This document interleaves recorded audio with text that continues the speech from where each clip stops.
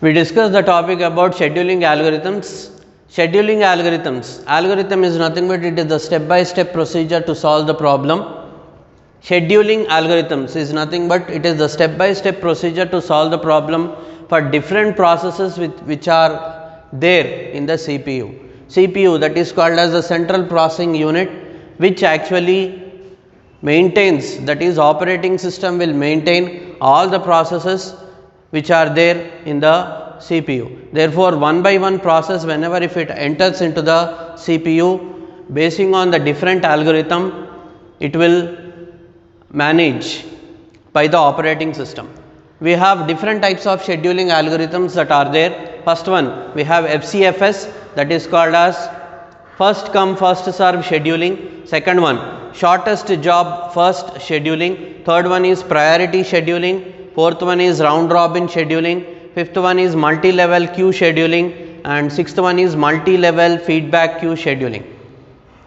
First we will discuss about the FCFS scheduling, that is called as first come first served scheduling. In the name itself it is there, first come first served scheduling. Example, we will take the process that is called as processes P1, P2, P3, and the burst time is, we have taken as P1 as 6, P2 as 5 milliseconds and P3 as 7 milliseconds.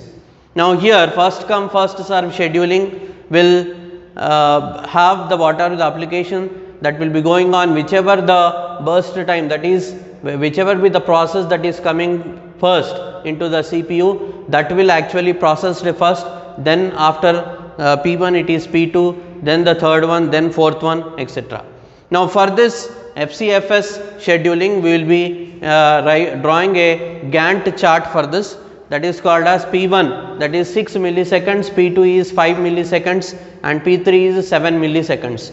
Therefore, first we have to take P1, that is it starts with 0 milliseconds. Therefore, P1 is burst time is 6 milliseconds, adds 0 plus 6, therefore it comes the 6. Then again P2 you have to take from the whatever the 6 milliseconds, P2 is 5. Therefore, second whatever the process will enter into the CPU, 6 plus 5 is 11.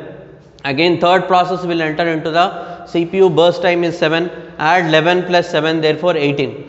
Therefore, we can take the average whatever the waiting time that will be taken for this is, first P1 is starts with 0, therefore 0 plus P2 is 6, that is 6, and P3 is 11, therefore 0 plus 6 plus 11 by 3, average waiting time by 3 you have to do 18 by 3, 6 milliseconds you will get in the first come first serve scheduling. Whenever process 3 processes which are entering into the system, average waiting time will be 6 milliseconds.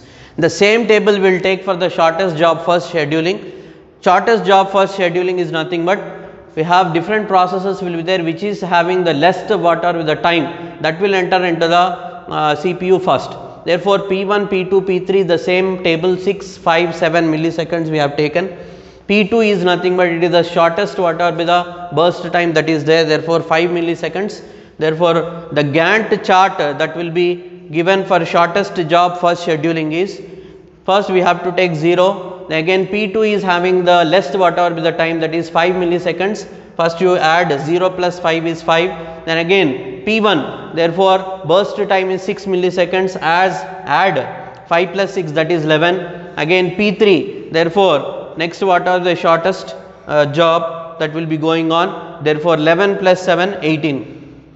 Therefore, average waiting time whenever if you calculate, you have to take from P1. Therefore, P1 is 5, therefore 5 plus P2 is 0, because we have started first, because it is having less whatever with the process or the burst time.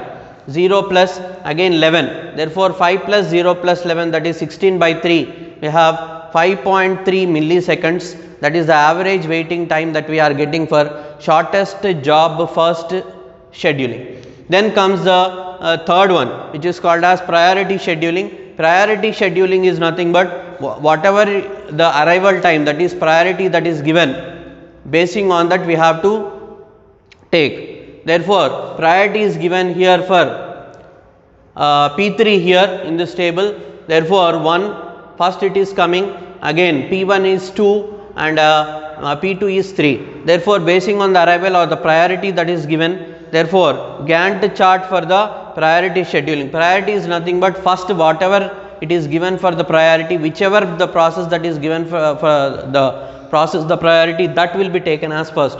Therefore, Gantt chart for the priority scheduling, that will be given as, we have to take again starting with 0 milliseconds. Again P3, it is the first priority that is given, therefore 7, 0 plus 7, that is added. Again P1 is nothing but again 6 burst time is, therefore 7 plus 6, 13 milliseconds will come. Again third one, whatever the priority that is given for the P2 process, therefore 7 plus 6 is 13, 13 plus again 5 is 18.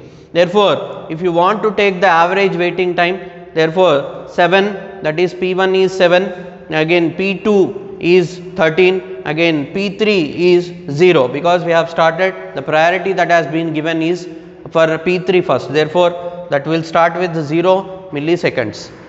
Therefore 7 plus 13 plus 0, that is 20 by 3, that is equal to 6.6 milliseconds will come. Therefore here FCFS will have first come first serve scheduling, which is the whatever be the process that is coming in the first place P1, therefore that enters into the CPU, then again next process will come, again next third process will come. For the second one, that is called as shortest job first scheduling, shortest job will be there, that is whichever will have the less whatever be the time, that is called as shortest job first scheduling. P2 is the less whatever be the time that is there, and priority scheduling is nothing but priority, whatever be the priority that is given for which type of process. Therefore P3 it is given as the first whatever be the priority, and P1 it is given as the second priority, and P2 is given as the third priority.